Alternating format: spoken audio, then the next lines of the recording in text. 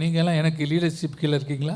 இல்லை பாஸ்டர், பல பேர் இருக்கிறாங்க, நான் யாரை சொல்கிறது அப்படின்னு கேட்குறீங்களா? உங்களுக்கு ஒரு லீடர் இருக்கணும், இயேசு கிறிஸ்து இருக்கணும். அடுத்த ஒரு சபைக்கு வந்தால் அந்த சபை தான் உங்களுக்கு லீடர்ஷிப்பாக இருக்கணும்.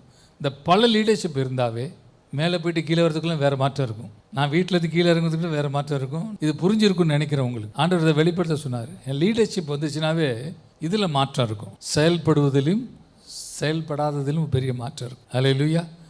மோசே தான் லீடராக இருந்தாங்க. அவன் வேற எங்கேயும் போகல. அவன் ஆண்டவரை பார்க்க போகிறோன்னு தான் எல்லா கண்ணெதிர ஏறி போனான். அத்தனையும் பார்த்துட்டு கீழே என்ன செஞ்சிச்சு? அதுக்குள்ளாட்டியும் கன்றுக்குட்டி உண்டாயிடுச்சு.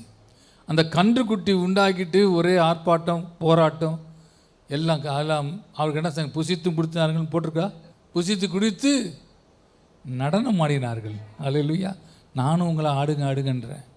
கன்றுக்குட்டி இருந்தால் தான் ஆடுவீங்களோ? ஆண்டவருடைய சமூகத்தில் ஆடி பாடி, அதுக்கு பாட்டெலாம் கூட எடுத்தாங்க சிஸ்டர்.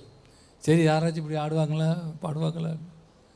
எல்லாம் அப்படியே பிரிட்டிஷ் மாதிரி ஆர்மி மாதிரி ஆடி பாடி மகிழணும்.